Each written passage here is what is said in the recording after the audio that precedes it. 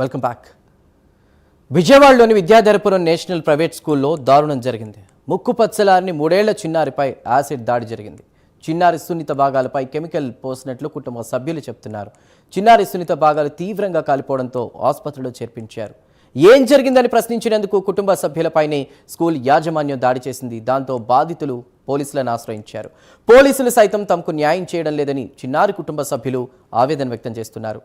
ఇప్పటికైనా ఉన్నతాధికారులు ప్రభుత్వ పెద్దలు జోక్యం చేసుకోవాలని వారు కోరుతున్నారు. నిందితులను పట్టుకుని కఠినంగా శిక్షించాలని డిమాండ్ చేస్తున్నారు.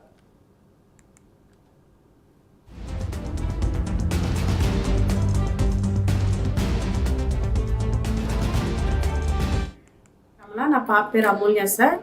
మేము ఇక్కడ మా ఇంటి దగ్గరలో ఉన్న నేషనల్ స్కూల్కి అయితే నా పాపను పంపించడం జరిగింది. 2025లో జాయిన్ చేశాను సార్. నర్సరీ స్కూల్లో నర్సరీలో వేసాను పాపని. యథాస్థితిగానే స్కూల్కి వెళ్ళింది సార్. 23వ తారీఖు సోమవారం అనగా పాపకి బాత్రూమ్కి వెళ్ళింది. ఒక డ్రెస్ తీసుకొని రండి అని చెప్పేసి ఫోన్ చేశారట సార్ టీచరు. చేసిన తర్వాత పాపకి ఒంటికి ఇక్కడ ఒక దెబ్బ, చంపంతా వాసిపోయి ఉంది సార్. మా అక్క వెళ్ళి చూసేపాటికి అవి 2 చెంబులు నీళ్ళు పోసేసి గబగబా ఇంటికి తీసుకొచ్చేసిన తర్వాత నేను గబగబా పాపను తీసుకొని వెళ్ళి నేను అడిగాను, ఏంటి మేడం పడిపోయిందా, లేకపోతే కొట్టారా, లేకపోతే ఏం జరిగింది మేడం, నా పాప ఏంటి మేడం అంటే, నీకు దండం పెడతానమ్మా, ఈ విషయం బయటికి రానివద్దు అని చెప్పేసి ఇక్కడ ఉన్న ఆర్ఎంపీ డాక్టర్ దగ్గరికి తీసుకెళ్ళడం అయితే జరిగింది. తర్వాత ఇంటికి వచ్చి చూడగానే పైకి ఇండిషన్ చేశారు మా అమ్మ అని చెప్పి పాపకు చూపిస్తుంటే పాప మొత్తం కాలిపోయింది సార్. వెనక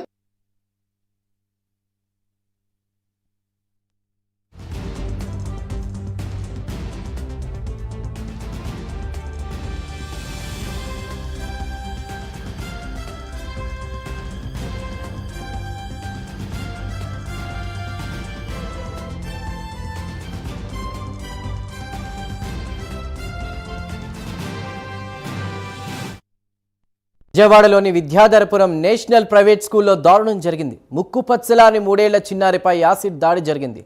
చిన్నారి సున్నిత భాగాలపై కెమికల్ పోసినట్లు కుటుంబ సభ్యులు చెప్తున్నారు. చిన్నారి సున్నిత భాగాలు తీవ్రంగా కాలిపోవడంతో ఆసుపత్రిలో చేర్పించారు. అసలు ఏం జరిగిందని ప్రశ్నించినందుకు కుటుంబ సభ్యులపైనే స్కూల్ యాజమాన్యం దాడి చేసింది. దాంతో బాధితులు పోలీసులను ఆశ్రయించడం జరిగింది. అయితే పోలీసులు సైతం తమకు న్యాయం చేయడం లేదని చిన్నారి కుటుంబ సభ్యులు ఆవేదన వ్యక్తం చేస్తున్నారు. ఇప్పటికైనా ఉన్నతాధికారులు ప్రభుత్వ పెద్దలు జోక్యం చేసుకోవాలని కోరుతున్నారు. నిందితులను పట్టుకుని కఠినంగా శిక్షించాలని వారు డిమాండ్ చేస్తున్నారు.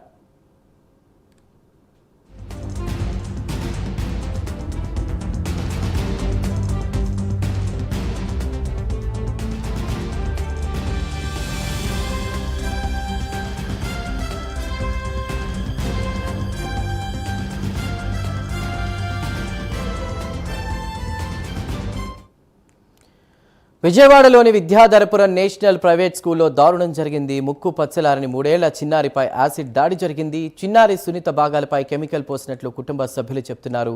అయితే చిన్నారి సున్నిత భాగాలు తీవ్రంగా కాలిపోవడంతో ఆసుపత్రిలో చేర్పించడం జరిగింది. మరోవైపు ఏం జరిగిందని ప్రశ్నించినందుకు కుటుంబ సభ్యులపైనే స్కూల్ యాజమాన్యం దాడి చేసింది. దాంతో బాధితులు పోలీసులను ఆశ్రయించారు. పోలీసులు సైతం తమకు న్యాయం చేయడం లేదని చిన్నారి కుటుంబ సభ్యులు ఆవేదన వ్యక్తం చేస్తున్నారు. ఇప్పటికైనా ఉన్నతాధికారులు ప్రభుత్వ పెద్దలు జోక్యం చేసుకోవాలని వారు కోరుతున్నారు. నిందితులను పట్టుకుని కఠినంగా శిక్షించాలని వారు డిమాండ్ చేస్తున్నారు. ఇదే అంశంపై పూర్తి వివరాలు మా ప్రతినిధి రాజ్ కుమార్ అందిస్తారు. రాజ్ కుమార్, ఇన్సిడెంట్ చాలా రోజుల క్రితమే జరిగింది, అంటే ఫిబ్రవరి 23వ తేదీలో కూడా. ఇప్పుడు ఎందుకు బయటకు వచ్చింది? మరోవైపు స్కూల్లో అంత హార్మ్ఫుల్ కెమికల్స్ ఎందుకు ఉంచారు? పడిపోయిందని చెప్తున్నా తల్లిదండ్రులు మాత్రం కొట్టారేమో అన్నటువంటి అనుమానాన్ని కూడా వ్యక్తం చేస్తున్నారు.